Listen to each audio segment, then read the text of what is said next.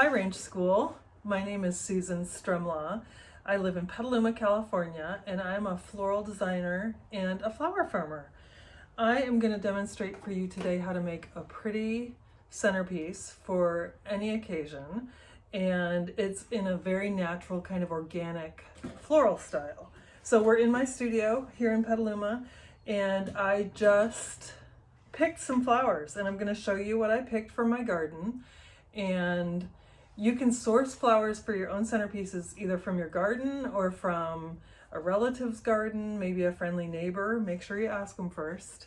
And or you can pick some up at your local grocery store or your local florist even, or you might even have a flower farmer that lives nearby where you could ask them if you could buy some flowers. So I want to show you what I have today, and then I'm going to show you how to set up your container.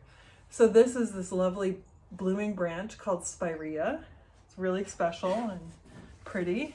And then for other foliage or leaves, I have from my backyard some mint and some olive. And then some lavender. Isn't that pretty? Pretty colors. And then my lilacs are blooming right now, so I picked some lilacs, and also this other really pretty purple flower. It's called Cerinthe. And then I also picked one of my favorites that I grow a lot of here in my garden, and that is ranunculus. So this is ranunculus right here, and then this is another variety of ranunculus called butterfly ranunculus. Isn't that pretty? It looks like a butterfly. And then I have some pretty leaves. So I'm gonna show you how to put together a centerpiece. First of all, you select your bowl. This is simply a cereal or soup bowl that I got at Target. So you can use something like this. It doesn't have to be a specific flower vase. Other things that work well are shapes like this. You want to have a really open top. I also use this type of thing quite a bit. I like a footed bowl, which is called a compote bowl. So those are some of the types of containers that I like to use. And then the other thing that you need to have, you might think this is funny, is chicken wire. So I get these big rolls of chicken wire that are coated with plastic just at the local hardware store. This is what I use for making flower arrangements. I'm gonna put this down so I can show you how to do it. So what I did was I cut the chicken wire to the width of the bowl. So you can see, here's the width of the bowl, and I measured out like so that it would go all the way across. And then I made it 3 times as long as I needed it. See how there's like a Z? So then what I do is I fold it into like an S shape. And when I put it into the bowl, I get layers of chicken wire. So those layers help those stems go in and hold them in place. So when I get the chicken wire in there, I have 3 layers of chicken wire, and see how that just popped out like that? So what I do next is there's a special florist's tape that's waterproof that you can get at your local craft store, like a Michael's or something like that, Joann's. This is what it looks like, and it's actually waterproof. But in order for it to work, you need to make sure you put it on a dry bowl. And honestly, sometimes the chicken wire itself is enough to hold in place, and you don't necessarily need the tape. But I just put 1 piece of tape across there just so that chicken wire doesn't pop up again. Okay, so that's what it looks like inside the bowl. And then what I need to do next is I need to put water in. And you might be surprised to learn this, but the best water when you're making an arrangement like this, or any arrangement with flowers, is warm water. You want it to be pretty warm because the flowers are able to absorb the water better that way, and they'll stay healthier longer. So warm water is best. So I just filled that up in there. Don't fill it all the way to the top because as you add your stems, the water level is going to rise a little bit. So I have about a 1/2 inch from the top, and I can always top it off with water after I'm done. So the first thing to consider when you're selecting your flowers is color. I'm sure all of you have seen a color wheel. Here's a color wheel in one of my old textbooks. And the flowers that I picked today are pinks and purples. And so you can see they kind of sit next to each other on the color wheel. And that's called analogous colors when they're right next to each other. If they were opposite, let's say I picked purple and yellow, for example, that would be opposite colors. So either color story works. If you like a lot of color, doing opposite colors is really nice, or you can use complementary right next to each other. I tend to do a lot of what's called monotone or monochromatic. Monotone sounds boring. Monochromatic flowers. And so I'll do like all different shades of purple and lavender, or all different shades of pinks, like light and bright pinks. So it just depends on what you have available and what your personal taste is. So I'm going to start by showing you the different forms of flowers. So when I picked this spirea, see, it's like a branch, and that is going to be the framework for the arrangement. It's going to start to shape it. And another thing that I could use, a lot of times when I'm doing centerpieces, the framework I use is a branch of foliage. But today I'm going to use the spirea because it doesn't bloom for very long. It's a special flower right now. So I'm going to show you how I build the framework. So these are kind of the structure of the centerpiece. So see how I cut this big branch, and it has a lot of different things coming off of it. I'm going to cut those off individually. So you can use clippers like this. Just make sure they're really sharp. I have some that look like this. They're Japanese and they're used for bonsai cuttings. They're really sharp and they're curved a little bit so they get into places, but you can use these little clippers are great too. You just want to make sure that they're really sharp. So what I'm going to do is I'm going to cut all these individual branches off and use them all individually. If I were making a bigger piece, I might use them that whole branch as it was.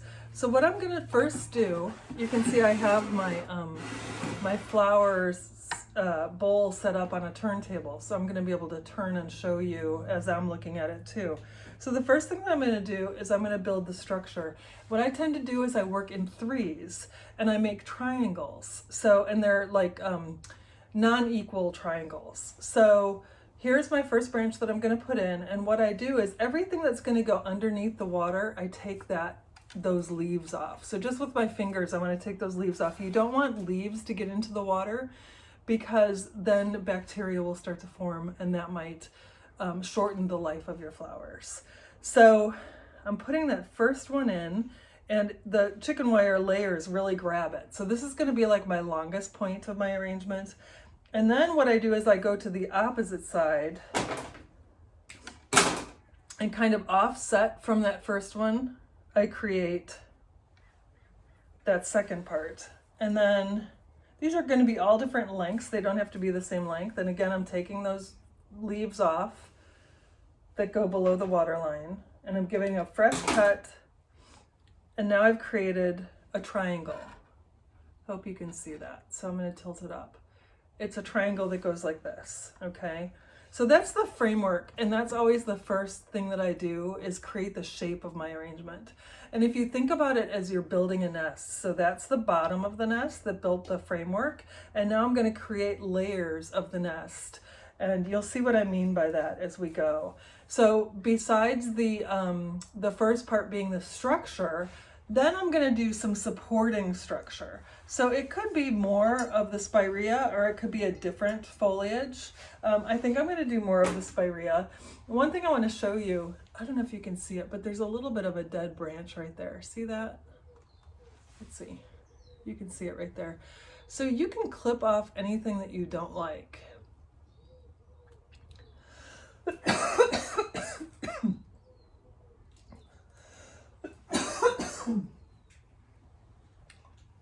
So now I'm going to add in a supporting layer, and I'm going to go a little bit higher. And I'm just continuing, if you think of it as building a nest, I think that's really helpful. So see how I cut all that other stuff off to make this kind of like a Y? I'm going to put that in a little bit higher. So you just start layering in these pieces, your framework and then your supporting framework. Okay.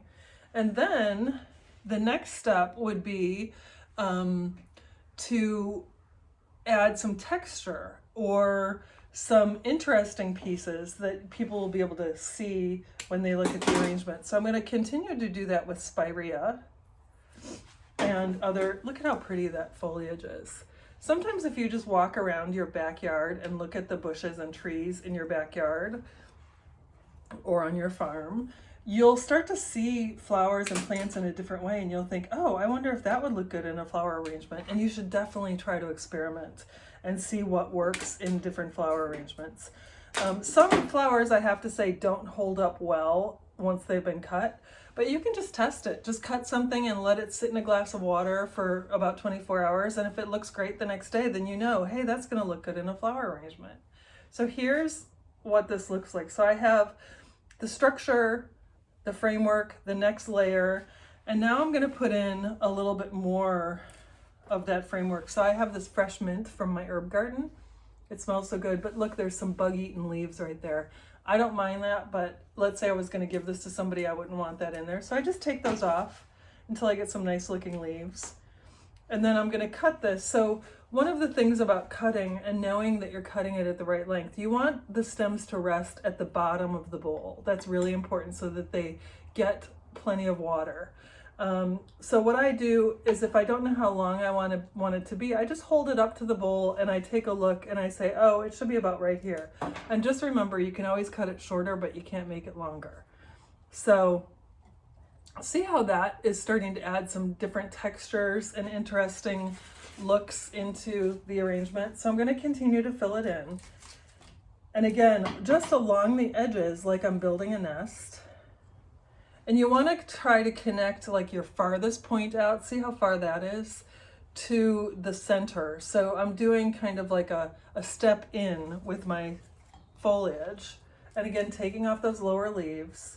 And I'm going to show you, I'm going to turn this and show you what this looks like after I get a couple more mint. So I'm adding about 5 stems of mint in. So see how that looks, and it's just another layer of pretty foliage. And then I have one more piece of mint that I want to add. And I'm going to add that one a little bit taller, just to give it a little bit of a fun kind of dimension.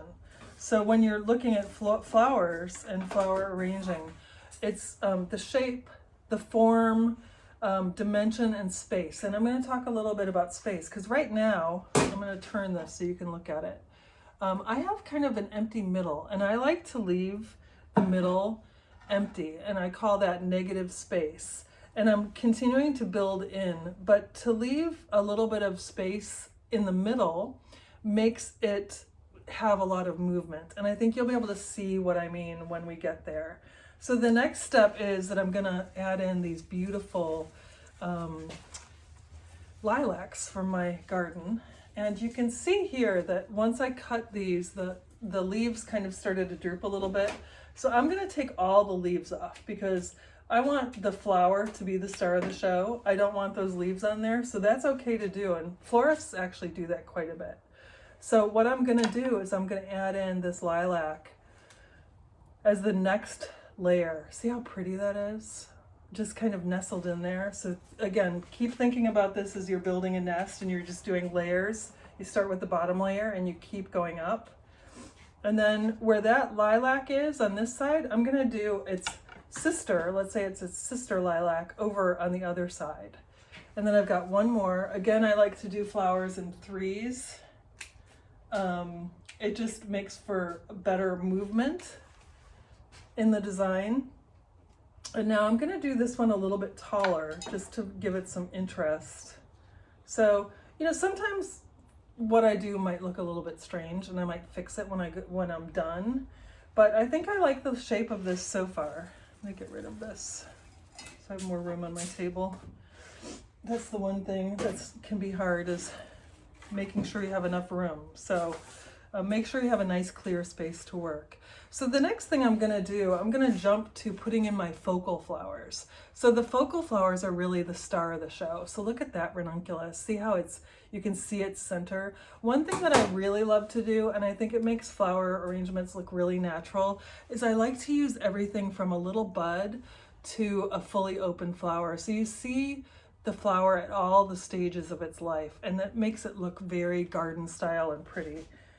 So what I'm going to do is I'm going to put this guy in as a focal flower. So I'm cutting it pretty short because I want it to be nestled right in here, and I want it to be a little bit hidden so that it's a little surprise inside the arrangement. So see how not everything is at the same level. So here's a lilac, and then the ranunculus is a little bit in. So when I'm designing, in order to get that natural garden style look, I want ins and outs is what I call it. So this is an in, this is an out. You want things to be at different levels to be interesting. So I'm adding another ranunculus on the other side, kind of opposite that first one. And I'm gonna make this one be a little bit more out for dimension. But then another thing to make your flower arrangements look very natural is to group them together. So I put this one ranunculus right here, see that? And it's kind of coming out.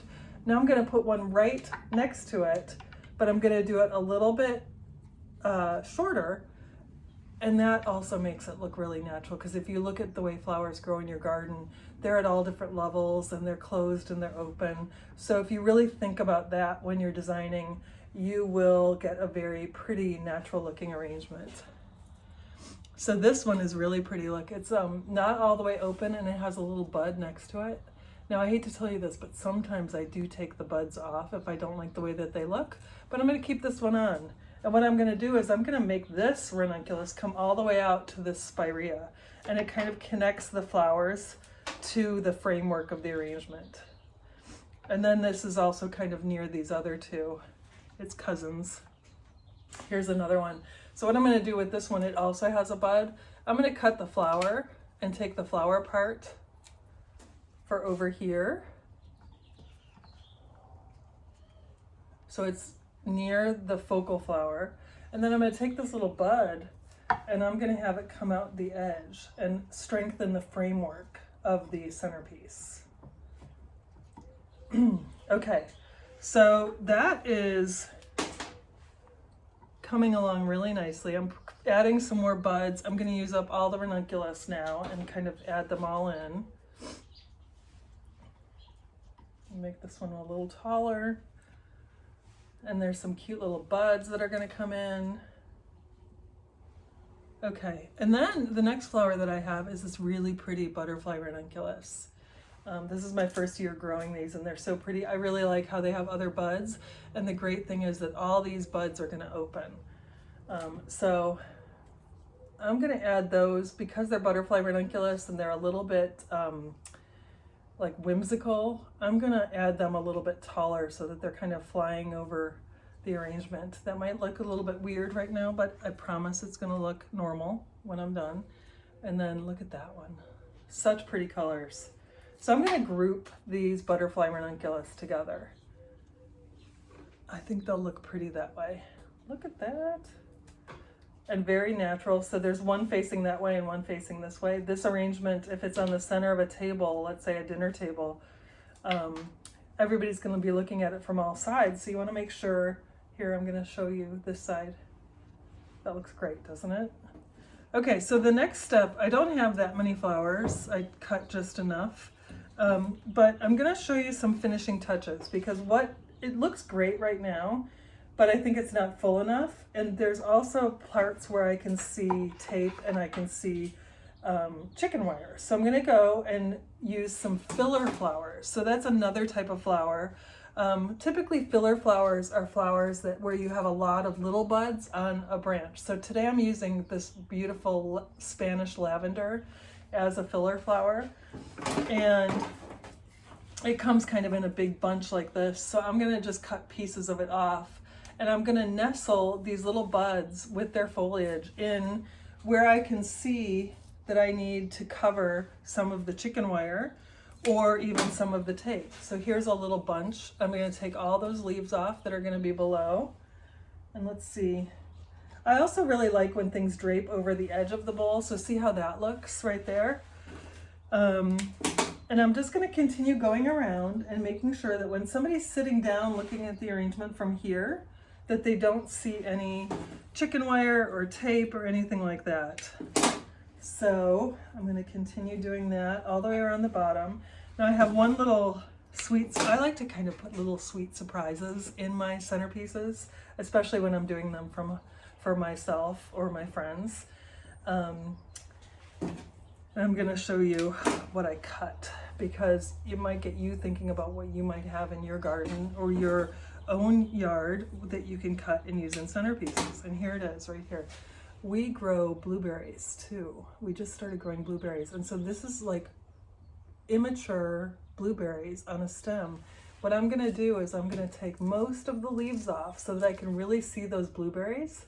And you can either do that with your hands or with your clippers.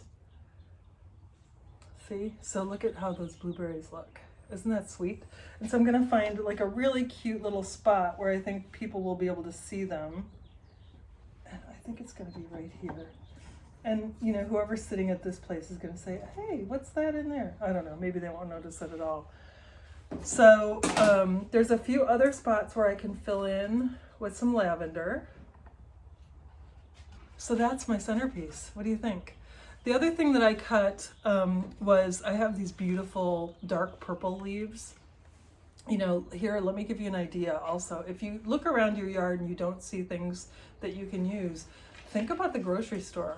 I've made arrangements where the leaves are kale leaves or like basil. So there's things even at the grocery store or your farmer's market that you can use. So this is a beautiful foliage. It's called Heuchera or Heuchera. And sometimes if you just put, I'm going to show you what this looks like. If you just put one single leaf in that's a really beautiful color, look at how much that changes and how it really frames that lilac there. So you can even use houseplants. Ask your mom first if you can cut up a houseplant. But frequently, if I don't have the right leaf that I want to use, I will definitely take a look at a houseplant or even go buy a houseplant that I can use in a flower arrangement. So there's lots of different places you can source interesting leaves and flowers and berries. It's not just your garden or the supermarket, but look in the produce aisle or look in your own vegetable garden. So that's what it looks like with those dark leaves added, and I really love that. But, you know, it looked pretty without it. It doesn't need that. So that is how to make a centerpiece. I hope that you will experiment and have fun and enjoy creating some beautiful centerpieces for your table. Bye, Ranch School.